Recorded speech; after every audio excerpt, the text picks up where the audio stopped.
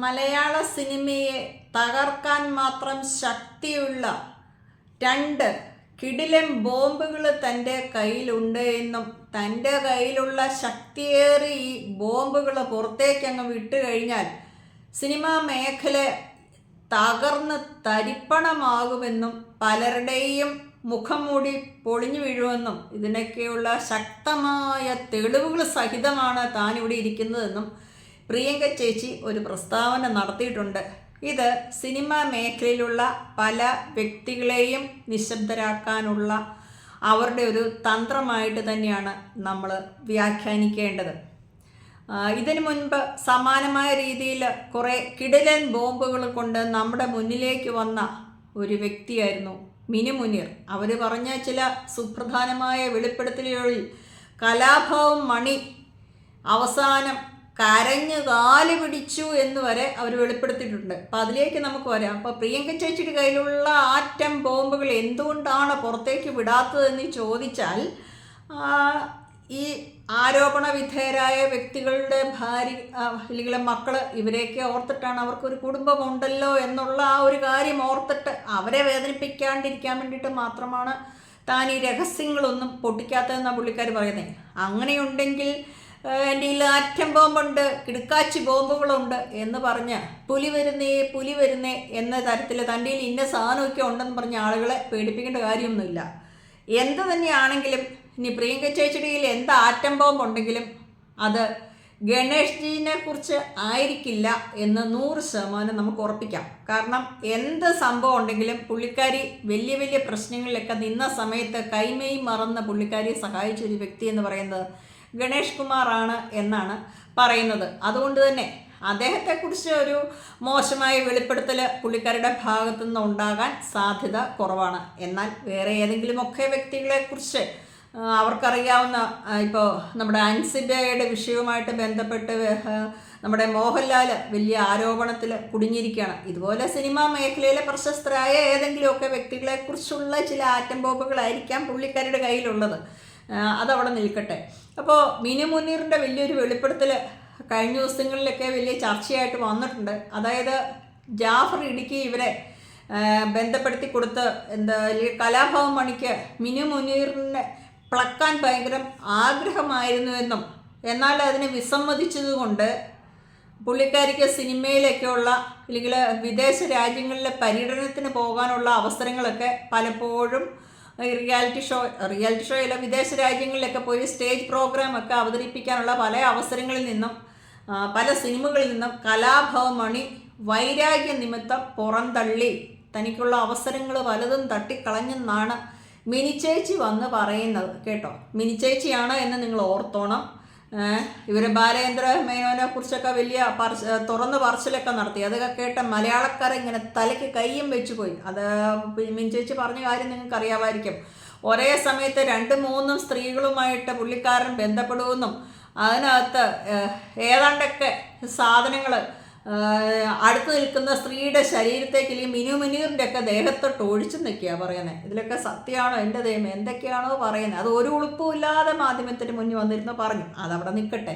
പുള്ളിക്കാരിയുടെ ധൈര്യം, തൻ്റെ ഇടം, ബോൾഡ്നെസ് എനിക്ക് ചെയ്ത കാര്യമൊക്കെ ആയിരിക്കും. ഇപ്പം എന്തായാലും അവസാനം പറയുന്നത് കലാഭവൻ മണിക്ക് കുറേ കാലം വൈരാഗ്യത്തോടെയൊക്കെ പെരുമാറിയെങ്കിലും അവസാന കാലമായപ്പോൾ താൻ ചെയ്തത് ഭയങ്കര തെറ്റാണെന്ന് കലാഭവൻ മണിക്ക് തോന്നിയെന്നും അതുകൊണ്ട് കരഞ്ഞു പിടിച്ച് മാപ്പ് പറഞ്ഞു, തൻ്റെ കാലിൽ കെട്ടിപ്പിടിച്ച് വീണ് മാപ്പ് പറഞ്ഞെന്നും മിന്നാമിനുങ്ങേ മിന്നും മിനുങ്ങേ എന്ന് പറഞ്ഞൊരു പാട്ടുണ്ട്. ആ പാട്ടുകൂടെ പാടിക്കൊടുത്ത് പുള്ളിക്കാരിയെ സന്തോഷിപ്പിച്ചു. താൻ ചെയ്തത് ഭയങ്കര തെറ്റാണെന്ന് മണിക്ക് തോന്നി എന്നാണ് പറയുന്നത്. ഇപ്പോൾ കലാഭവൻ മണിയെ സംബന്ധിച്ചിടത്തോളം ഈ സ്ത്രീ വിഷയങ്ങളിലുള്ള ആരോപണം ഇത് ആദ്യമൊന്നും അല്ല കേട്ടോ. അദ്ദേഹത്തിൻ്റെ മരണശേഷം ഏതോ ഒരു ഡോക്ടറുമായിട്ട് അദ്ദേഹത്തിന് ബന്ധമുണ്ടായിരുന്നുവെന്നും കലാഭവൻ മണിയുടെ സമ്പാദ്യത്തിൻ്റെ ഭൂരിഭാഗം ഈ ഡോക്ടർ കൊണ്ടുപോയി എന്നും ഇവരെല്ലാവരുടെ കൂടി ചേർത്തിട്ടാണ് അദ്ദേഹത്തിൻ്റെ ദുരൂഹ മരണത്തിന് പിന്നിൽ പ്രവർത്തിച്ചത് എന്നൊക്കെ ഉള്ള തരത്തിലുള്ള വാർത്തകൾ അക്കാലത്ത് പുറത്തു വന്നിട്ടുണ്ട്. ഇത് ഞാൻ ഗോസിപ്പൊന്നും അല്ല, അന്നത്തെ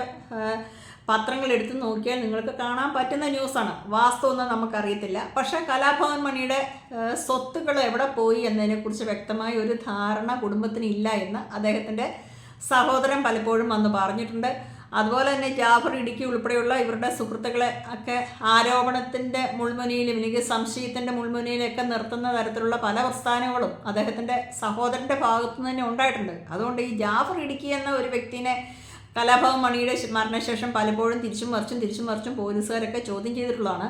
അപ്പം മിനി മുനീറിൻ്റെ വെളിപ്പെടുത്തൽ ജാഫർ ഇടുക്കി ഇങ്ങനെ തന്നെ മാത്രമല്ല പല പെൺകുട്ടികളെയും ഇങ്ങനെ വിദേശ രാജ്യങ്ങളിലേക്കൊക്കെ പോകുമ്പോൾ അതുമായിട്ട് ബന്ധപ്പെട്ട സ്പോൺസേഴ്സിന് അല്ലെങ്കിൽ മറ്റു പല ആൾക്കാർക്കും കാഴ്ചവെക്കാൻ ശ്രമിച്ചിട്ടുണ്ട്.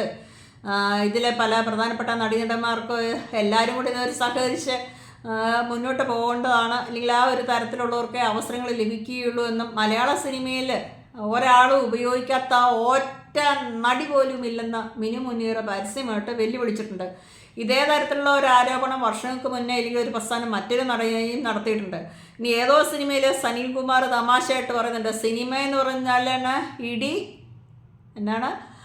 എന്താണ് വെടി ഇടി അങ്ങനെ ഏതാണ്ടൊക്കെ സംഭവമാണ്, മലയാള സിനിമ എന്ന് പറഞ്ഞാൽ അങ്ങനെയാണ് എന്നുള്ളതാണ് സലീംകുമാർ ഏതോ സിനിമയിൽ പറഞ്ഞു വെക്കുന്നത്. കാര്യം എന്തു തന്നെയാണെങ്കിലും ഈ പ്രിയങ്കയുടെ വെളിപ്പെടുത്തലിൽ ആരും വലിയ ഞെട്ടിയിട്ടൊന്നുമില്ല. നമ്മൾ പൊതുസമൂഹം ഒട്ടും ഞെട്ടിയിട്ടില്ല. കാരണം നേരത്തെ തന്നെ മലയാള സിനിമ മേഖല ഇങ്ങനെയാണ് എന്നൊരു ധാരണ മിക്കവാറും ആളുകൾക്ക് വന്നിട്ടുണ്ട്. പക്ഷേ ഈ ഒരു സമയത്ത് പ്രിയങ്ക ഇതാരെ ഉന്നയിച്ചിട്ടാണ് തൻ്റെ അമിട്ടുണ്ട് ബോംബുണ്ട് താൻ പൊട്ടിക്കുമെന്ന് പറഞ്ഞത്? ഇപ്പോൾ അമ്മയുമായിട്ട് ബന്ധപ്പെട്ട് കുറേ ഇഷ്യൂസ് വന്നിട്ടുണ്ട്. അപ്പോൾ ടിനി ടോമിനെ പ്രിയങ്ക സപ്പോർട്ട് ചെയ്ത് വന്നിട്ടുണ്ട്. ഇതൊക്കെ വീണ്ടും പെട്ടെന്ന് അവർ നിലപാട് മാറ്റി പറഞ്ഞിട്ടുണ്ട്. ഈ ഒരു അവസരത്തിൽ പ്രിയങ്കയുടെ വ്യക്തി ജീവിതത്തെ വിവാദമാക്കിയോ അല്ലെങ്കിൽ തനിക്കെതിരെ ഏതെങ്കിലുമൊക്കെ ആരോപണങ്ങൾ എവിടുന്നെങ്കിലും ഉയർന്നു വരികയോ ചെയ്താൽ അതിനെയൊക്കെ നിർവീര്യമാക്കാനും വേണ്ടിയിട്ട് അല്ലെങ്കിൽ അവർക്കിട്ടൊക്കെ ഒരു പണി കൊടുക്കാൻ വേണ്ടിയിട്ടാണ് തൻ്റെ കയ്യിൽ ആറ്റം ബോംബുണ്ട്, ഗുണ്ടുണ്ട്, കഥനയുണ്ട്, ഞാനത് പൊട്ടിക്കുമെന്ന് പുള്ളിക്കാരി പറയുന്നതെന്ന് മാത്രം നമ്മൾ വില കൊടുത്താൽ മതി. ഇല്ലെങ്കിൽ പുലി വരുന്നേന്നും പറഞ്ഞ് എന്നും ഇരിക്കുന്നതിന് പകരം ഇവരതിൻ്റെ കയ്യിലുള്ള സാമ്പിളിൻ്റെ ഒരു ഇച്ചിരി ഇട്ട് കൊടുത്താൽ മതി. എല്ലാവരെക്കുറിച്ചും പറയണ്ടെന്നേ, ഇവിടെയുള്ള തെളിവ് മുഴുവൻ ഇടണ്ട, ഒരു ഇച്ചിരി വിട്ട് കൊടുത്താൽ പറയാം. അപ്പോൾ പുള്ളിക്കാരത്തേക്ക് ഒരു സമാധാനം, ഈ ന്യൂസ് എന്നും കേട്ടോണ്ടിരിക്കുന്ന നമുക്കും ഒരു സമാധാനം. ഇത് ആരെക്കുറിച്ചാണ് എന്നുള്ളൊരു ക്യൂരിയോസിറ്റിക്ക് ഒരു ശമനം വരും. മിനി മുനീർ പിന്നെ ഇങ്ങനെ ഒത്തിരി ക്യൂരിയോസിറ്റി ഒന്നും തന്നില്ല. പറയാനുള്ള ഓരോ സൈഡിൽ നിന്ന് ഇങ്ങനെ പൊട്ടിച്ച് പുള്ളിക്കാരിങ്ങനെ ഓരോ ദിവസവും ചെറിയ ഗുണ്ട്, പടക്കം, ചെറിയൊരു ആറ്റം ബോംബ്, അല്ലെങ്കിൽ ആറ്റം ബോംബ് എന്ന് പറയാൻ പറ്റില്ല, നാറ്റം ബോംബ്, പിന്നത്തെ ദിവസം വേറൊരു നാറ്റം ബോംബ്, ഇങ്ങനെ ഓരോരോ ബോംബുകൾ ഇങ്ങനെ ചെറുതായിട്ട് പുള്ളിക്കാരി പൊട്ടിച്ചുകൊണ്ടിരിക്കുകയായിരുന്നു. അപ്പം പ്രിയങ്ക ചേച്ചി സമാനമായ രീതിയിൽ നാറ്റം ബോംബുകൾ പൊട്ടിക്കുവാനായിട്ട് ഒരുങ്ങിക്കൊണ്ടിരിക്കുകയാണ്. അപ്പോൾ പൊന്നി ചേച്ചി, നിങ്ങളിങ്ങനെ പൊട്ടിക്കും എന്ന് പറഞ്ഞുകൊണ്ടിരിക്കാതെ ഞങ്ങളെ വെറുതെ ഇങ്ങനെ കൊതിപ്പിക്കില്ലേ, പൊട്ടിക്ക്, ധൈര്യമുണ്ടെങ്കിൽ പൊട്ടിക്കുക എന്നുള്ളതാണ് ഞാൻ പറയുന്നത്. പക്ഷേ ഈ പല നടിമാരും എവിടെയുള്ള സാധനം പൊട്ടിക്കുമെന്ന് പറഞ്ഞാലും പലതും പൊട്ടിക്കാൻ പറ്റത്തില്ല. സിനിമാ മേഖലയുടെ നിയന്ത്രിക്കുന്ന അതിശക്തരായ ആളുകൾക്കുള്ള തെളിവുകളൊന്നും പുറത്തുവിടാൻ ഈ നടിമാരും മടിക്കുന്നതിന് പ്രധാനപ്പെട്ട കാര്യം ജീവഭയം എന്നൊരു സാധനം കൂടിയുണ്ട്. സിനിമയെ അവസരം കിട്ടില്ല, അത് 100% ഉറപ്പ്. അതിൽ കൂടുതൽ പ്രമുഖരായ വല്ലവർക്കും എതിരെ ഉള്ള തെളിവൊക്കെ ചിലപ്പോൾ പുറത്തോട്ട് വിട്ടാൽ ഏതൊക്കെ തരത്തിലാണ് മരണം സംഭവിക്കുന്നതെന്ന് പറയാൻ പറ്റിയല്ല. അപ്പം ജീവഭയം കൂടി ഉള്ളതുകൊണ്ടാണ്, ഇല്ലെങ്കിൽ അവനവൻ്റെ കുടുംബത്തോ അല്ലെങ്കിൽ അവനവനോ ഒക്കെ ജീവഭയം ഉണ്ട് എന്നുള്ള ഉത്തമ ബോധ്യമുള്ളതുകൊണ്ടാണ് പല ആളുകളും ഇത് പറയുന്നത്. ഇപ്പം എന്തായാലും പ്രിയങ്ക ചേച്ചിയുടെ കയ്യിലുള്ള ഈ തെളിവ് എന്ന് പറയുന്നത് ഒരു കാരണവശാലും സിനിമാ മേഖലയിലെ മമ്മൂട്ടി, മോഹൻലാൽ, സുരേഷ് ഗോപി, ഇങ്ങനെ ഏറ്റവും ഉയർന്ന ആ ഒരു ഗ്രേഡിൽ നിൽക്കുന്ന ആളുകൾക്കെതിരെ അല്ല എന്ന് നമുക്ക് 100% ഉറപ്പിക്കാം. കാരണം അങ്ങനെയുള്ളവർക്ക് ആർക്കും എതിരെയുള്ള ഒരു ബോംബും പ്രിയങ്കയുടെ കയ്യിലില്ല. പൊട്ടിക്കാനോ ഒന്നും അവരെ സംബന്ധിച്ചിടത്തോളം അല്ലെങ്കിൽ ഇത്ര വ്യക്തികളെ തകർക്കാൻ പറ്റുന്നതോ ആരോപണത്തിലോട്ട് നിർത്താൻ പറ്റുന്നതായ ഒരു നാറ്റം ബോംബ് പുള്ളിക്കാരുടെ കയ്യിലില്ല. ഇതൊരു 2ാം നിരക്കാരോ 3ാം നിരക്കാരായോ ഏതെങ്കിലുമൊക്കെ നടന്മാരെ സംബന്ധിച്ചിടത്തോളം കുഞ്ഞു നാറ്റം ബോംബുകളായിരിക്കും എന്ന് മാത്രം നമ്മൾ മനസ്സിലാക്കിയാൽ മതി.